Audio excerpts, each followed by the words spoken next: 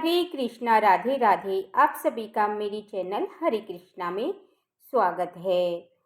हर साल बैसाख माह की कृष्ण पक्ष की चतुर्थी तिथि को विकट संकष्टी चतुर्थी का व्रत रखा जाता है। यह दिन भगवान गणेश को प्रसन्न करने के लिए बहुत ही शुभ माना जाता है।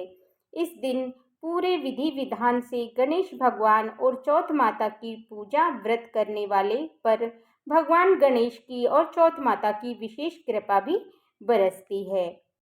तो आइए आज के वीडियो में हम जानेंगे बैसाख मास कृष्ण पक्ष की संकष्टी चतुर्थी की व्रत कथा के बारे में।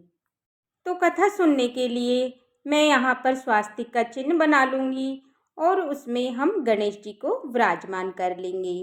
साथ में ही शुद्ध जल का लोटा भी लेंगे और कथा शुरू करेंगे। तो कथा शुरू करने से पहले हम गणेश जी का पूजन कर लेंगे और जो हमने जल का लोटा लिया है उसे भी हम तिलक कर लेंगे और जो कथा सुन रहा है साथ में उसको भी तिलक करेंगे और जो खुद भी कथा सुन रहा है उन्हें भी हम तिलक करेंगे और अपने इस तरीके से गणेश जी भगवान को गुड़ और तिल का जरूर भोग लगाएं। तो मैं यहाँ पर गुड़ और तिल का गणेश जी को भोग लगाऊंगी और अपने हाथ में सीधे हाथ में तिल या अक्षत लेकर हम व्रत कथा सुनेंगे।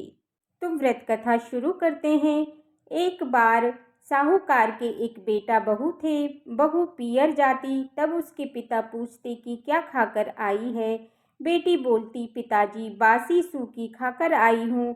एक दिन साहूकार का बेटा अपने ससुर से मिलने गया तो ससुर ने पूछा, बेटा मेरी बेटी को बासी सूखी क्यों देते हो। उसने जाकर अपनी माँ को कहा। माँ बोली, मैं तो उसको गरम खाना देती हूँ, तू कल ही देख लेना। उसने देखा तो गरम ही खा रही थी। एक दिन फिर उसके पिता ने पूछा, बेटी क्या खाकर आई है। बेटी बोली, पिताजी सूखी बासी खाकर आई हूँ। तो उसका पति बोला, तू झूठ क्यों बोलती है। जब वह बोली, ना तुम कमाते हो ना आपके पिताजी कमाते हैं, तो वह बासी सूखी ही तो हुई। ये सुनकर उसका पति कमाने के लिए निकल गया और उसने इतना धन कमाया कि वह वहीं रहने लग गया।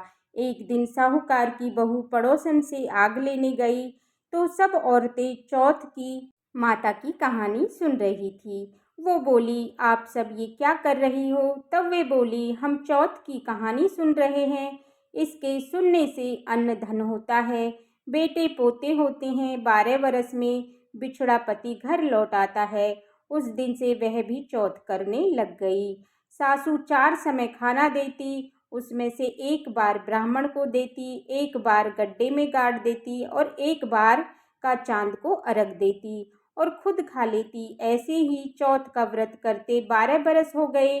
चौथ विनायक ने सोची कि इसको व्रत करते 12 बरस हो गए, अगर इसके पति को वापस नहीं लाए तो कलयुग में अपने को कोई नहीं मानेगा। इसलिए उस रात ही चौथ माता उसके पति को बोली कि अब तू घर चला जा, तेरी पत्नी तुझे याद कर रही है।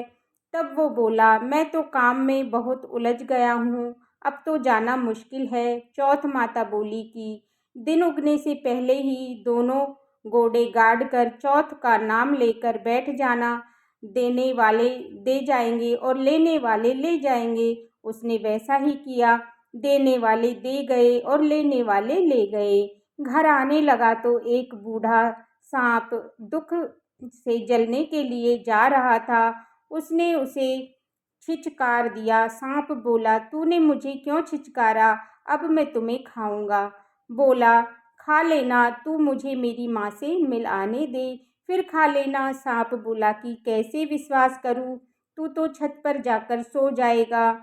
वो बोला, सीढ़ियाँ चढ़कर आ जाना। इतना कहकर उदास होकर आया और किसी से कुछ भी नहीं बोला और छत पर सो गया। उसकी पत्नी ने एक सीढ़ी पर बालू, दूसरी पर दूध का प्याला, तीसरी पर फूल व चौथी पर चौथ माता के आंखें रख दिए। रात में सांप आया। पहले तो बालू में खूब लोट-पोट खा लिया, फिर दूध पी लिया, फिर फूलों की खूब खुशबू ले ली और चौथ माता सोची कि मैं इसका संकट नहीं टालूंगी तो अपने को कौन मानेगा।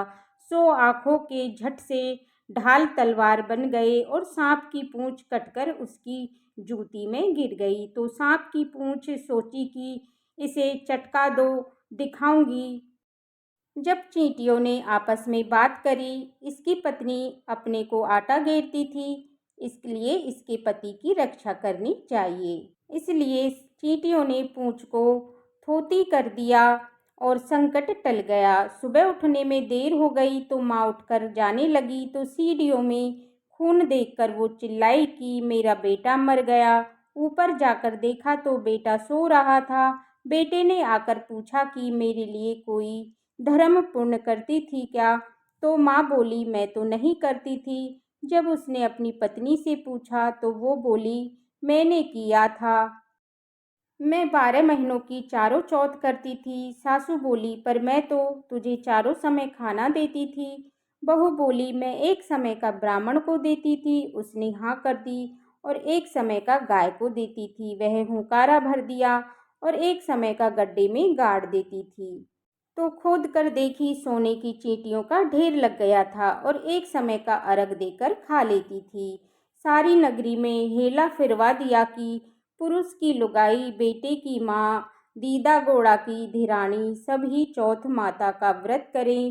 हे चौथ माता, जैसा उसको सुहाग दिया वैसा सबको देना। कहानी के कहने वाले, सुनने वाले, वे हुंकारा भरने वाले, अड़ोसन पड़ोसन सबको देना। बोलिए प्रेम से चौथ माता की जय, गणेश जी भगवान की जय।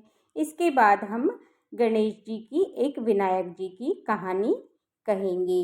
एक छोटा छोरा अपने घर में खेलने गया। रास्ते में गणेश जी मिले।